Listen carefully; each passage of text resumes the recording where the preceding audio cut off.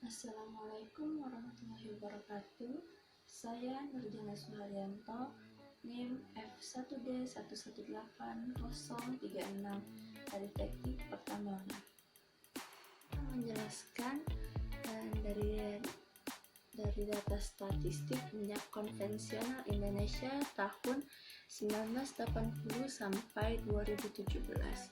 Dapat dilihat bahwa sebelum tahun 1996, minyak di Indonesia masih stabil.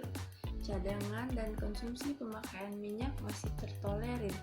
Namun, terjadi peningkatan terus-menerus pemakaian minyak hingga terjadi persilangan di statistik yang mengakibatkan ketidakstabilan antara cadangan dan konsumsi minyak di Indonesia. Bisa disimpulkan bahwa Indonesia mengalami krisis sumber daya alam dalam hal cadangan minyak. Selanjutnya, pada statistik gas, pada garis yang hitam menjelaskan cadangan gas, garis biru konsumsi gas, dan garis merah produksi gas. Maka untuk gas di Indonesia menurut statistik gas Indonesia 1980 sampai 2017 dianggap masih stabil. Pada gambar selanjutnya, statistik batubara, produksi batubara terlalu berlebih, sedangkan konsumsi sedikit. Namun, tidak dapat dikatakan dalam cadangan batubara Indonesia aman karena semakin banyak produksinya dan tidak sesuai dengan penggunaan.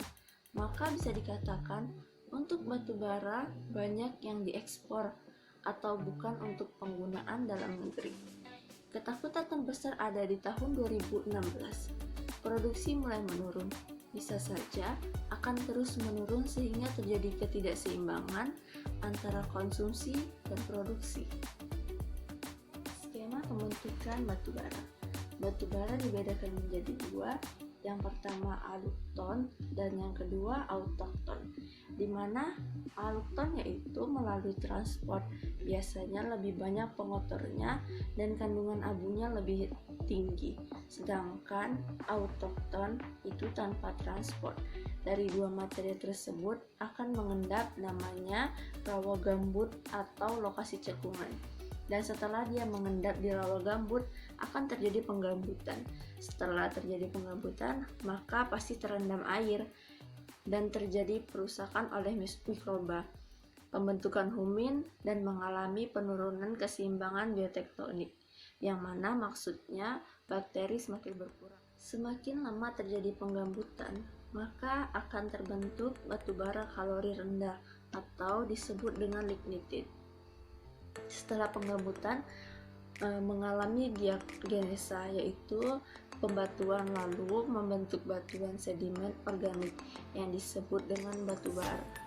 Setelah terbentuk batubara, untuk menuju ke tahap yang semakin tinggi harus mengalami metamorfosa. Lihat dari lignit menuju antrasit, tanah menuju bawah ada karbon yang meningkat, reflektan maksimumnya meningkat, dan adanya CV.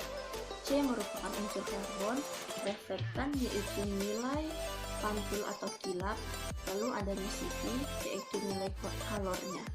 Seiring menjadi antrasit, kandungan unsur yang ada di panah ke atas akan semakin berkurang persentasenya.